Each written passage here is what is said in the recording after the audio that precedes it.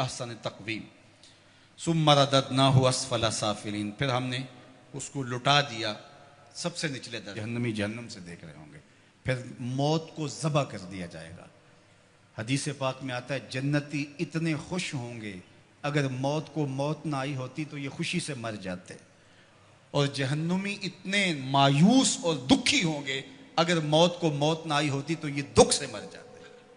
اب جنتی جنت میں ہیں اور انہیں ان کی آنکھوں کے سامنے موت کو ذبح کر دیا، قصہ ہی تمام ہو گیا۔ اللہ تعالیٰ فرمائے گا اَرَضِیتُم، اے جنتیو تم راضی ہو؟ پہلے اللہ آواز دے گا یا اہل الجنہ، یا اہل الجنہ، وہ کہیں گے لبیک و سعدیک والخیر فی یدیک، مالک حکم ہم حاضر۔ اللہ تعالیٰ فرمائے گا اَرَضِیتُم، کیا تم راضی ہو؟ تو وہ کہیں گے ما لنا یا رب لا نرضی، اے ہمارے رب ہم کیوں راضی نہیں ہوں گے، ہمیں تو وہ ملا جس کا ہمیں تصور بھی نہیں تھا۔ حضور نے فرمایا کہ میں، بخاری کی روایت ہے، میں اس آخری شخص کو جانتا ہوں، اس آخری شخص کو جانتا ہوں جو جہنم کے رگڑے سہ کے آخر میں جہنم سے نکلے گا اور سب سے آخر میں جنت میں جائے گا۔ فرمایا، اور ایک روایت مسند فردوس دہلوی میں اس کا نام بھی بتایا، تو کہا کہ میں اس آخری شخص کو جانتا ہوں، بخاری کی روایت ہے۔ تو وہ جنت میں جانے کے لیے جہنم سے کوئلے کی طرح سیاہ ہوا ہوگا، جب نکلے گا تو اللہ تعالیٰ اسے کہے گا بتا کیا چاہیے، تو وہ کہے گا کہ مالک مجھے یہ دے دے، یہ دے دے، یہ دے دے۔ اللہ کہے گا لکا ما تمنیت، جو تیری آرزو جا تجھے دے دیا، اب جنت میں چلا جا۔ تو وہ خیال کرے گا جنت میں تو کوئی 1 انچ بھی نہیں بچی ہوگی، اتنے لوگ جنت میں چلے گئے ہیں۔ تو وہ کہے گا مالک میرے لیے وہاں کتنی جگہ ہے؟ تو آواز آئے گی تیرے لیے جنت میں اس دنیا سے 10 گنا جگہ ہے۔ کتنی؟ یہاں تو 1 کنال کا گھر، 2 کنال کا بنگلہ، 6 کنال کی کوٹھی بنانے کے لیے آدھی زندگی لگ جاتی ہے، اور یہ سب سے پھاڑا سمجھتے ہیں نا، جو سب سے آخر میں جنت میں جائے گا، یہ اس کی جاگیروں کا میں آپ کو بخاری کی حدیث کے حوالے سے بتا رہا ہوں۔ اللہ فرمائے گا جا جنت میں، تیرے لیے دنیا سے 10 گنا ہے، 7 بر اعظموں پہ پھیلا ہوا جہاں، اس کو 10 سے ضرب دے۔ یہ کس کو ملے گی؟ جو سب سے آخر میں جنت میں جائے گا، اور وہ کہے گا اتسخر بی وانت الملک، میرے رب تو رب ہو کہ مجھ سے مذاق کر رہا ہے؟ اس کو گمان ہی نہیں ہوگا کہ اتنا مجھے مل جائے گا۔ وہ تو سوچے گا 2 مرلے کا جھونپڑا بھی جنت کے کسی کونے میں مل جائے تو غنیمت ہے۔ اسے کہا جائے گا دنیا سے 10 گنا جگہ تیرے لیے جنت میں تیرے نام ہوئی۔ تو وہ کہے گا اتسخر بی وانت الملک، میرے رب تو رب ہو کہ مجھ سے مذاق کر رہا ہے؟ تو اللہ فرمائے گا مذاق نہیں، یہ حقیقت ہے۔ اور یہ بات سن کر کے، یہ حدیث بیان کرتے ہوئے میرے حضور اتنا مسکرائے کہ صحابہ کو حضور کی داڑھیں نظر آ گئی، کہ اس کو لگے گا ہی نہیں کہ مجھے اتنی جگہ دی گئی ہے۔ یار جو پھاڑا ہوگا، سب سے آخر میں جنت میں جائے گا، اس کو تو اتنی جگہ ملے گی، تو بلال حبشی کی جاگیروں کا عالم کیا ہوگا، عثمان و علی کی جاگیروں کا عالم کیا ہوگا، ابو بکر و عمر کی جاگیروں کا عالم کیا ہوگا، اور جنت کے وارث حسن اور حسین کی جاگیروں کا عالم کیا ہوگا۔ یہ تو سب سے آخر میں جانے والے کی جاگیریں ہیں۔ اب یہ جنت میں اتنا کچھ ملے گا، تو وہ کہیں گے ما لنا یا رب، ہم مالک ہمیں کیا ہوا کہ لا نرضی، ہم راضی نہ ہوں، ہمیں تو وہ دیا گیا ہے کہ جو کسی کو نہیں دیا گیا۔ تو اللہ فرمائے گا میں تمہیں اس سے بھی بہتر کچھ دیتا ہوں، میں اور تمہیں تمہاری جھولی میں کچھ ڈالنے والا ہوں۔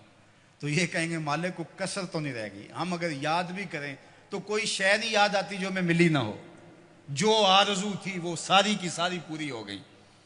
اللہ فرمائے گا میں تمہیں ایک اور شے دینے لگا ہوں، تو وہ جھولیاں پھیلا لیں گے، اور اللہ فرمائے گا میں تم سے راضی ہو گیا ہوں، اب کبھی بھی ناراض نہیں ہوں گا، میں تم سے راضی ہو گیا ہوں، اب کبھی بھی ناراض نہیں ہوگا۔ جنت سے یا تو موت اس نعمت کو ختم کرے گی، یا پھر اللہ ناراض ہو جائے تو اللہ کسی کو نکال دے، تو اللہ ضمانت دے گا میں اب تم پہ ایسا راضی ہوں، اب کبھی بھی تم سے ناراض نہیں ہوں گا۔ ایسا اجر اللہ عطا کرے گا، فَلَهُمْ أَجْرٌ غَيْرُ مَمْنُونَ۔ اللہ اکبر، فَمَا يُكَذِّبُكَ بَعْدُ بِالدِّينِ۔ اللہ تعالیٰ ارشاد فرماتا ہے کہ محبوب، جزا اور سزا کا جو دن ہے اس کے معاملے میں آپ کی بلا کو کیسے تکذیب کر سکتا ہے؟ کون ہے جو آپ کی تکذیب کرے؟ ایک دن ایسا آنے والا ہے جب سارے عملوں کی سزا اور جزا ہوگی۔ الیس اللہ بأحکم الحاکمین۔ کیا اللہ تعالیٰ جل شانہ حاکموں کا حاکم نہیں ہے؟ دنیا کا چھوٹا سا نظم بھی کہیں ہو تو وہاں بھی جزا و سزا کا تصور ہوتا ہے، اور جو ہے وہ ایسا نہیں ہوتا کہ وہ جزا و سزا کے بغیر ہو. لیکن اس پوری کائنات کا نظم کیا جزا و سزا کے بغیر ہوگا؟ کیا وہ احکم الحاکمین نہیں ہے؟ کیا لوگ اس کی گرفت سے باہر ہیں؟ آج ساری زندگی جو ظلم کرتا رہا، زیادتیاں کرتا رہا، اور اس نے اللہ کے حکموں کو توڑا، اس کی مخلوق کو ستایا، دکھ دیے، لوگوں کا خون چوسا، اور لوگوں سے ظلم کیا، لوگوں سے زیادتیاں کی، لیکن وہ کچہریاں بھی خرید لیتا تھا، وہ تھانے بھی خرید لیتا تھا، عدالتیں بھی اس کی تھیں، اس کو کوئی پوچھ بھی نہ سکا، اور وہ چلا گیا. اور ایک شخص نے تقوی کے ساتھ زندگی گزار دی. کل قیامت کے دن دونوں ایک جگہ پہ ہوں تو یہ اللہ ناانصافی نہیں ہونے دے گا. ایسا نہیں ہوگا. اللہ احکم الحاکمین ہے. اللہ قیامت کے دن جو عدالت لگائے گا اس میں ایک ایک چیز کا فیصلہ ہوگا اور ایک ایک سوال ہوگا. ثم لتسألن یومئذ عن النعیم.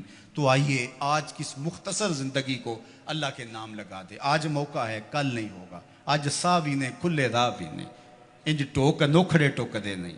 ٹر پویں تے پینڈے مک جاندے، کار بیٹھے ہیں فاصلے مکنے نہیں. آج موقع ہے، آج اس کی رحمت آوازیں دے رہی ہے. اور مہینہ ہے رمضان المبارک کا، اور جمعۃ المبارک کی گھڑیاں ہیں. ابھی سچے دل سے اس کی طرف رجوع کر لیں. یہ لمحے دوبارہ نصیب نہ جانے ہوں کہ نہ ہوں. تو قبل اس سے کہ وہ وقت آئے، کوئی حجت باقی نہ رہے، پھر ہاتھ ملتے رہ جائیں.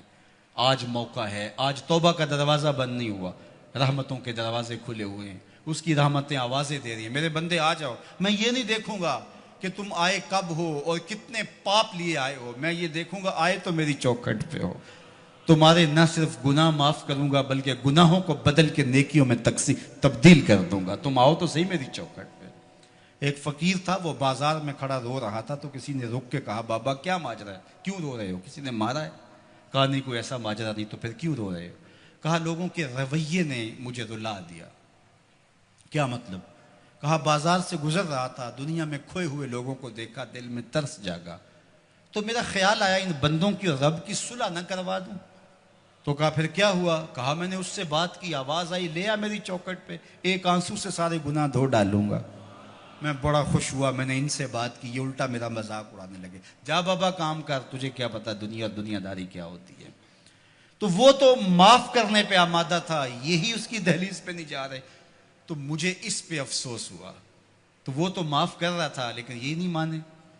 خیر اگلے دن وہی فقیر قبرستان میں کھڑا رو رہا تھا اور وہی شخص دوبارہ گزرا. تو پھر رو گیا. کہا بابا بازاروں میں بھی روتا ہے، قبرستانوں میں بھی روتا ہے، آج کیا ماجرا ہے؟ کہا کہانی کل والی ہے. کہا کیا مطلب؟ کہا کل ان کو دنیا میں کھوئے ہوئے دیکھا، میرے دل میں خیال آیا ان بندوں کی اور رب کی صلح کروا دوں.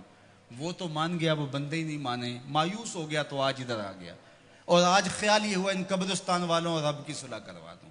تو بڑے تجسس سے پوچھا آج کیا بنا؟ کہا آج یہ مان گئے وہ نہیں مانتا، آج یہ مانتے ہیں وہ نہیں مانتا. تو صاحب آج وہ مان رہا ہے، کہیں ایسا نہ ہو کہ پھر ہم مان جائیں اور وہ نہ مانیں. آج لے ان کی پناہ، آج مدد مانگ ان سے، کل قیامت کو نہ مانیں گے اگر مان گیا. ماہ سیام کی برکتیں لوٹ لو. یہ وہ میں نے دیکھا شیراں والا باغ کے قریب وہ ریڑیاں لگاتے ہوئے، جب پھل آخری دنوں میں ہوتا ہے تو وہ سستا کر دیتے ہیں. تو وہ کہتے ہیں یہ جاتے ہوئے موسم کی بہار لوٹ لو. تو جو چیز جو ہے وہ 50 اور 100 روپے کلو ہوتی ہے وہ 20 روپے کلو بیچ رہے ہیں. آخری عشرے میں اللہ لوٹ سے لگا دیتا ہے. لوٹ لو میری رحمتوں کو، بس آؤ اور لو اور چلے جاؤ. تو آؤ سچے دل سے اس کے حضور آؤ اور رحمتیں اس کی وصول کرو اور زندگی کو نور اور نکھت اور اجالوں سے بھر لو. اس موسم گرمی کے اندر دور و نزدیک سے چل کے آنے والوں، اللہ تمہیں دنیا آخرت کی برکتیں عطا کرے، اپنی خاص پناہوں سے مالا مال کرے. اللہ عزت آبرو آپ کا مقسوم کرے. انشاءاللہ العزیز اللہ نے چاہا، اللہ کی مرضی ہوئی تو انشاءاللہ کل نماز عشاء کے بعد صلاۃ التراویح کے بعد یہیں اسی جگہ پہ دوبارہ ملاقات ہوگی. لیلۃ القدر کی مبارک گھڑیوں میں دوبارہ انشاءاللہ آپ سے جو ہے وہ ہم کلام ہونے کا شرف اور موقع ملے گا. میں آپ کا کل منتظر رہوں گا. اور آخری بات اور اس کے بعد میری گفتگو اختتام کو پہنچی، اور وہ یہ کہ یہ دارالعلوم، یہ درس گاہ، یہ جامعہ اور یہ مرکز مصطفیٰ